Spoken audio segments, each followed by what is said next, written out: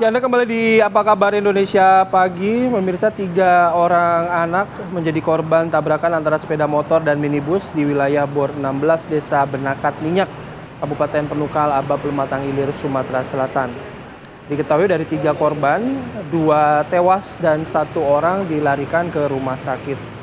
Menurut warga, di lokasi kejadian kerap terjadi kecelakaan karena kondisi jalan yang lurus dan menurun, sehingga membuat kendaraan yang melaju dengan kecepatan tinggi tidak dapat melihat secara jelas kendaraan yang datang dari arah berlawanan.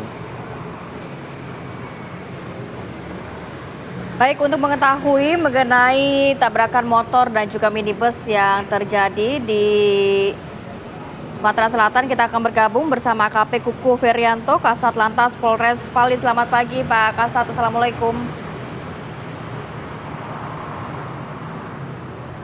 Ya, pagi Pak Kasat.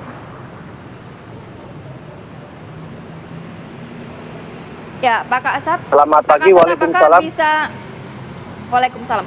Pak Kasat, bisa diinformasikan bagaimana kronologi dari kejadian tabrakan ini, Pak? Baik, Mbak, kami sampaikan kronologi kejadian dari laka lantas yang mengakibatkan 2 anak meninggal dunia dan 1 luka berat. Jadi untuk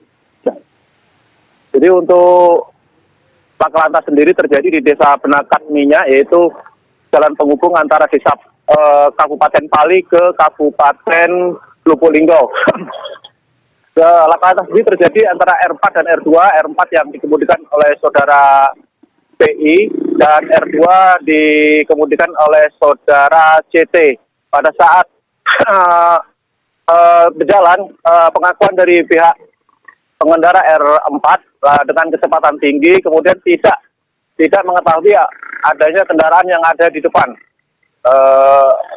sehingga terjadi laka lantas.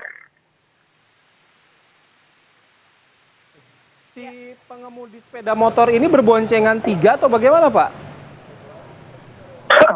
Untuk sampai saat ini untuk motor benar, Pak, mereka ini berboncengan 3 dan anak-anak di bawah umur semua, 1 umur 14 tahun, 13 tahun, dan 7 tahun. Pak Kasat, tadi Anda mengatakan bahwa si pengemudi mobil tidak melihat ada kendaraan roda 2. Ini apakah karena faktor jalanan yang gelap kah, atau lagi hujan kah, atau seperti apa? Kok bisa tidak melihat ada kendaraan di depannya?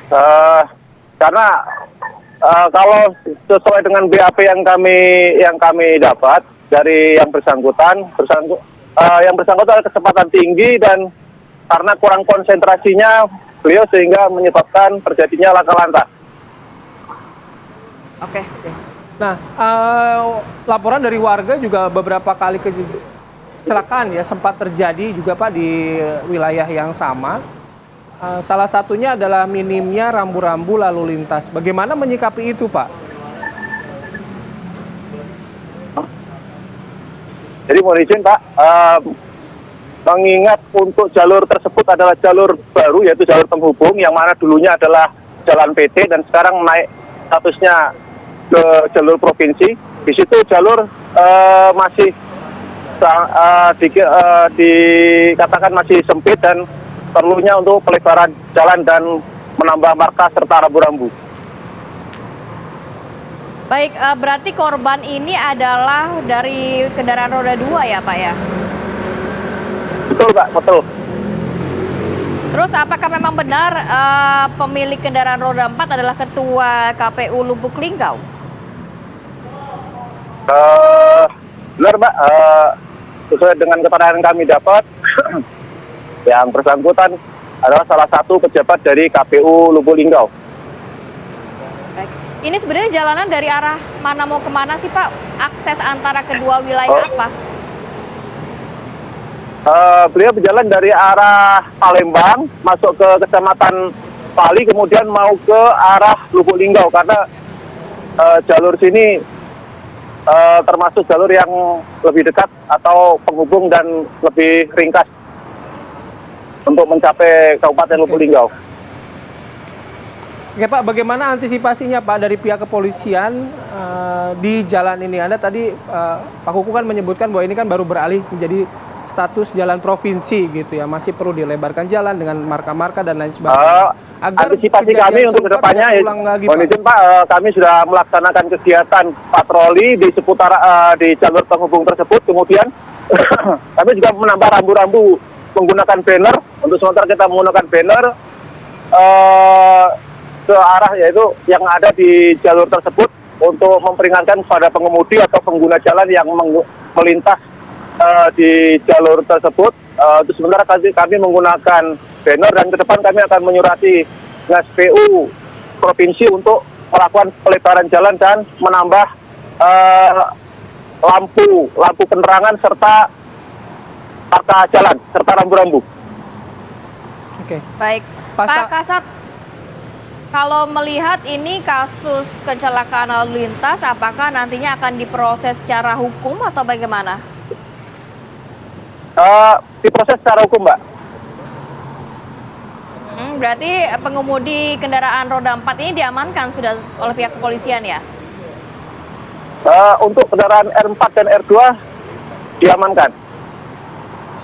Oke, termasuk pengendaranya ya Pak? Termasuk pengendaranya, siap. Nantinya akan dikenakan pasal apa Pak untuk pengendara mobil ini? Kami akan mengenakan pasal 310 ayat 1, 3, dan 4 yang mana berbunyi karena kelalaiannya mengakibatkan rugi material, yang pasal ayat 3-nya karena kelalaiannya mengakibatkan luka berat, dan yang ayat 4-nya mengakibatkan meninggal dunia. Dengan ancaman hukuman? Untuk ancaman hukuman 1 tahun. 1 tahun penjara? Ya. Ya, baik, terima kasih banyak Bapak AKP Kukuh Ferianto, Kasat Lantas Polres Pali sudah berbagi informasi pada kami pada pagi hari ini. Sehat selalu Bapak, selamat bertugas kembali.